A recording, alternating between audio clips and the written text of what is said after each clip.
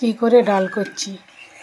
ডালটাকে ভালো করে সেদ্ধ করে নিয়ে তারপরে এবার পেঁয়াজ শুকনো লঙ্কা জিরে ফোড়ন দিয়ে দিয়েছি, দিয়ে একটু রসুনও ভেজে দিয়ে দিয়েছি, দিয়ে এতে ডালটাকে সম্বরে দিলাম, দিয়ে নুন হলুদ ফুলুদ দিয়ে এই যে এখনও কমপ্লিট হয় না, এখনও ডালটা ফুটে উঠলে কমপ্লিট হয়ে যাবে। এইখানে হচ্ছে পেঁপে সেদ্ধ করেছি আর এই যে ডিম ভাজা করেছি, এগুলো কমপ্লিট হয়ে গেছে। তারপরে এখানে বাঁধাকপির তরকারি করেছি চিংড়ি মাছ দিয়ে, এই যে চিংড়ি মাছ দিয়ে বাঁধাকপি করেছি।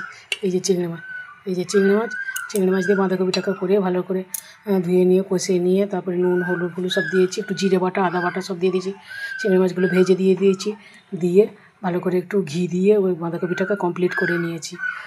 এইখানে যে তাল ছুলেছিলাম, তালটাকে ফুটিয়ে ভালো করে গরম করে নিয়েছি। একদিনে তো এত খাওয়া যাবে না, সেই জন্য গরম করে ওটা রেখে দিয়েছি, একটু নুন দিয়ে গরম করে রেখে দিয়েছি। ওই একটু খানিকটা করে কেটে নিয়ে কোনো ফুলুরি করবো কি পিঠে করবো কি পরোটা করলাম, ওই যে গরম করে রেখে দিয়েছি। এখানে চিংড়ি মাছ এনেছি, চিংড়ি মাছ এখনও কমপ্লিট করে বাছা হয় না, এই জন্য বাছা কমপ্লিট করব।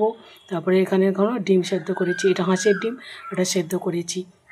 এখনও ডালটা এখনও কমপ্লিট হয় না, এই যে ডালটা এখনও হচ্ছে, এখনও ডালটা একটু ফুটে গেলে তারপরে নামিয়ে নেব। আমার রান্না যদি ভালো লাগে লাইক কমেন্ট করবেন, সাবস্ক্রাইব করবেন। Thank you so much, tata bye bye, এইখানে রাখছি, ওকে বাই।